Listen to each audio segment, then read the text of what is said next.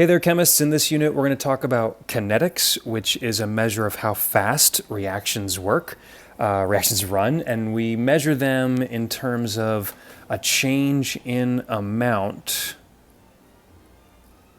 of a reactant or product per unit of time.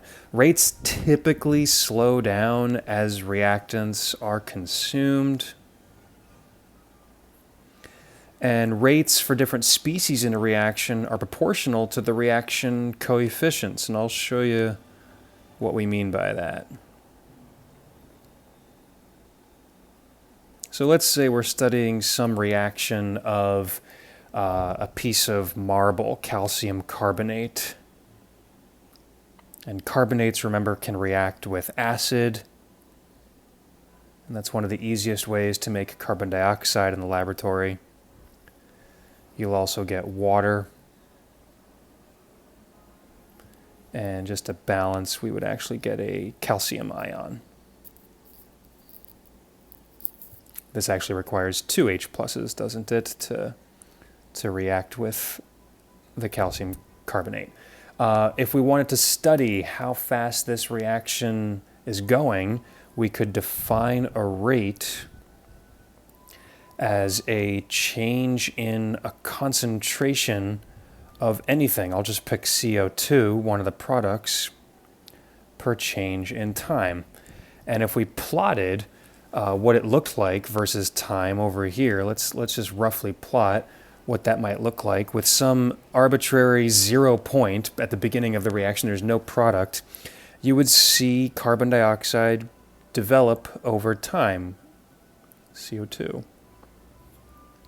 And if it's not linear like this, that means the rate is actually changing with time. Let's write time on the x-axis. So we can have an instantaneous rate at any point on this graph, and the slope of a tangent is the differential of that curve, and that's what a rate is. And which species we choose to study really depends on what's easiest to study when you're in the lab. You know, a concentration of a gas doesn't really make much sense. Maybe we'd want to monitor the pressure of that gas or the volume of that gas, which are certainly related to moles of that gas, which could be related to a molarity. It sort of depends on what we're looking at. I said that rates are proportional to the reaction coefficients, so let's show what we mean by that. We could also define a rate as a change in amount of reactant, let's say the hydrogen concentration versus time. And those two things are not necessarily equal to each other because they're different species and they have different coefficients in the reaction. So if I think I've got some way of measuring this, let's say the change in concentration of CO2 is 1 molar per minute, just as an example, just to pick a number. That means that the hydrogen ion concentration would be 2 molar per minute. And actually, it would be negative 2 molar per minute.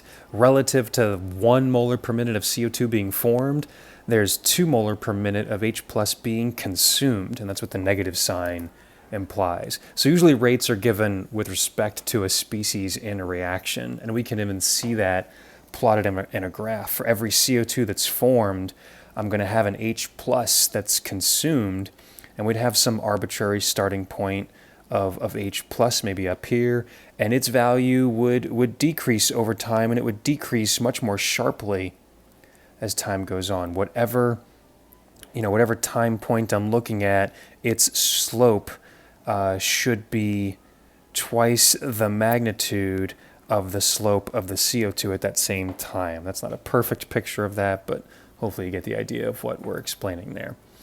So how do we get these rates? There's a couple of different ways, and what we're going to do in this lesson is talk about the method of initial rates. That's how we can get the rate of a reaction. Now, many reactions are reversible. That's actually our next unit coming up. In fact, all reactions have some element of reversibility. However, at the beginning of a reaction, there's no product, and the rate only depends on the reactants. And chemists often want to know, how does the rate depend on different species that we put into the reaction, what actually counts as a reactant. And we can study this by looking at an initial rate. How fast is it at the beginning? So here's some experiment that involves ammonium and nitrite to make nitrogen gas and water. And we've got 3 experiments with 3 different numerical values of the rate. I'll call them R1, R2, and R3 for 3 different experiments where they've changed the initial concentration. That little subscript 0 essentially means at time 0. So when you see that outside of any property, it means initial. I'll actually go ahead and make a note of that because we'll use that notation a lot, the initial value. So they set up different initial values of ammonium and nitrite ion, and they get different rates. It's not the same each time. So for this, we write a generic what's called rate law. And the rate law is written as just the word rate is equal to some constant times the concentration of every reactant in the problem, or in the reaction, I should say, so ammonium ion and nitrite ion, each raised to an exponent. And those exponents are called the orders of the reaction. They're usually whole numbers, but not always, and it tells us how the rate depends on that species. These are obviously the concentrations. When you put something in brackets, that's what that means. So things like molarities. And then this is known as a rate constant, and it goes with the reaction. However, it changes with temperature. We'll see how later on. So how do we get these? I'm going to show 2 methods that we use to get these orders, and then we'll see how each species depends, or how it manipulates the rate of a reaction. The first method I'm going to talk about is using ratios. And if we use 2 different experiments where we study how the rate is affected by only one of the species and the other one is held constant, we can get the order with respect to one of the reactants. So I need to pick 2 experiments from this set where I'm studying the effect of ammonium and I'm not looking at the effect of nitrite. So I'm going to pick the second and third experiments because they kept nitrite constant and they varied ammonium, and I'm going to write out a set of ratios. I'll take the third rate and divide it by the second one, or you could take the reciprocal. You'll get the same answer either way. Each one is a rate law, K times the concentration of ammonium, but here I'm going to write in the concentration of ammonium. That's 0.1. Actually, no, the third one is 0.2, isn't it? 0.2 to some unknown exponent A times the nitrite ion 0.01 to the B. And I'm going to divide that by the rate law for the second line, which is the same K. Now ammonium is only 0.1 molar, still to the A, and nitrite is still 0.01 also to the B. And I'm going to plug in what that ratio of rates is. It's 5.4 10 minus 7 divided by 2.7 10 minus 7. Well, that just reduces down to 5.40 divided by 2.70. Those 10 to the negative 7s cancel right off the bat. And a lot of stuff cancels, doesn't it? I noticed that the rate constants cancel. So I can actually cross those out. 0.01 to the B cancels with 0.01 to the B. So I'm just left with 0.2 to the A over 0.1 to the A is equal to 5.4 divided by 2.7. And I can reduce that. 0.2 to the A over 0.1 to the A. That becomes 0.2 over 0.1 to the A, which is just 2 to the A. And that equals whatever this is. Oh, that's 2. So that means A is 1. Luckily, it worked out where I didn't even have to use logarithms. If the numbers don't work out this nicely, you can use logarithms to determine the value of the unknown exponent. But here we could just do that by inspection. So that means as I double the ammonium concentration, the rate will double. And we could actually see that just looking at this experiment. So what I'd like you to do is hit pause and see if you could use the same data set, but use a different pair of rate laws, a different pair of experiments to study the effect of nitrite and figure out what that order is. Okay, let's see how you did. For this one, I'm going to look at the first 2 experiments. I'm going to divide R2 by R1. That gives me K times 0.1 to the A times 0.01 to the B all over same K, still 0.1 to the A, but in experiment 1, the nitrite is cut in half 0.005 to the B, and the ratio of the rate laws numerically is 2.7 over 1.35. This happens to also reduce down to just 2 to the B is equal to 2, so B is by coincidence 1. Now, that happens to be the most common order of a rate. It usually is first order. That's the most common type you'll see, but it's a coincidence in this case that they both end up being 1. But that's how you do it. You set up ratios to solve for an unknown exponent. You might be asking, what do I do if I don't have two experiments where I keep one thing the same and change the other? Well, maybe you have a way of determining one of the orders and then the other one doesn't need to cancel. I actually could have plugged in numerically the value 1 for A when I got to this second box because we now know what A is after our first two studies. In terms of terminology, we say, once we figure out the order, that this reaction is first order with respect to nitrite. In fact, sometimes they also talk about the overall order of the reaction, and the overall order is just the sum of the two. So overall equals second order. If someone ever asks that, that's what they mean. So that's how you figure it out based on ratios. And I want to finish up by just showing how you could actually do this even faster by inspection. I'm just going to call this the by inspection method. It's really the same method. We're just writing out a lot less. We're just going to look at the data table and see if we can figure out what the rate law should be for this is a different reaction. First, let's write a generic rate law. The generic rate law would be rate is equal to the rate constant and then the concentration of everything we see in the reaction. So every reactant, BrO3 negative, Br negative, and then H plus. So we have bromate, bromide, and hydrogen ion, and those are all raised to some exponent. I'm going to call them X, Y, and Z, just to make them different from the first one. And by inspection, let's look at this one at a time. Well, here we have 4 experiments, 4 different initial rates. These should really say initial rate with a little subscript 0 there. And I want to pick 2 experiments where only one of the species changes. So if I look at the first 2, the BrO3 minus doubles, and I can tell that the other things stay the same. So I'm only studying the effect of the bromate. This is a controlled experiment. And as the bromate doubles, the rate doubles.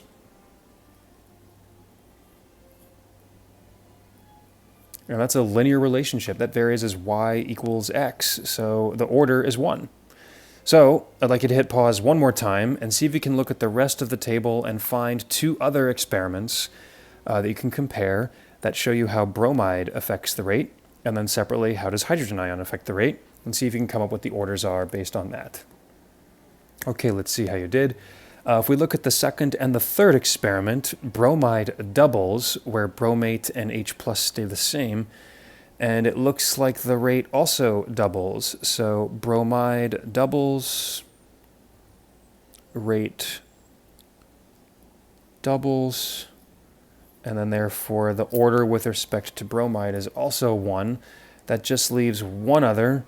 So let's take a look at, in this case, the first and the fourth experiment will show us how hydrogen has changed, because in the first row to the fourth row, our other 2 species are held constant, but hydrogen ion is doubled. The rate looks like it's quadrupled. So as H plus doubles, the rate quadruples.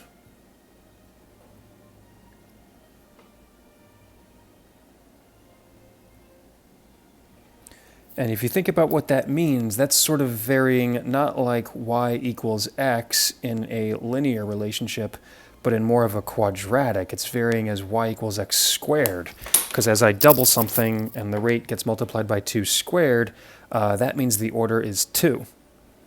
If it was multiplied by 9, that would be 3 squared. If you triple something, then something tripled and the rate multiplies by 9 means that the order is 2 as well. If I double the rate and then double the molarity and then the rate gets multiplied by 8, then that would be a third order reaction. Third order processes are very rare. You're going to find that first order is the most common. Second order is also very common. Oh, this is a Z, and this is a 2, just to make sure we're clear. So our rate, we've done it just by inspection. I can change those exponents and make it equal to K times, it's going to be bromate to the first power times bromide to the first power times hydrogen ion squared. There's our official rate law for this reaction. I want to end with just one challenge question, which is just, now that we know this, how could we actually get the numerical value of the rate constant? Using what we know in that table and the rate law that we have, how could you get the rate constant? Hit pause one more time and see if you can figure out how to do that. Okay, well, look back at our table. We have a rate law now, and we actually have numerical values of the rate for all these different experiments. So I could plug in any one of these 4 experiments into the rate law, and I would have a numerical value for the rate, and I'd have a numerical value for everything here and be left with just one unknown. I'm going to pick the first one, but it should work with any of them. So I get 0.0008 molar per second is equal to K times, if I look at all my molarities, they're 0.1 molar to the first. It's also 0.1 molar to the first. And then the H plus concentration, they're all 0.1 in this first experiment, that's why I used it, is 0.1, also molar, but this one is squared. When you do the math, I get that K is equal to just 8. And then what are my units going to be after I finish this? That's dependent on what the rate law is, you can tell. I can see that I'm going to have per seconds in my units, but I'm also going to have a certain number of molarities, aren't I? Looks like some of these molarities will cancel. One of the molarities will cancel with one of the molarities on that side, but I'm going to have an inverse molar and another inverse molar squared. So my units will be an inverse molarity cubed times inverse seconds. That's your rate constant. And if you want to check, you can try it with any of the other 3 experiments. You should get the same numerical value. So that's how you get the rate constant in the end. You might see other ways of writing the units instead of inverse molarity cubed. Maybe they write it as liters cubed times mole to the -3 times seconds to the inverse. That's also acceptable. It's sort of personal preference, as long as they mean the same thing, which in this case those do. So that's how you get the rate constant. That's how you get the rate law, specifically the orders with respect to each reactant and reaction, and simply what it means to have a rate of a reaction.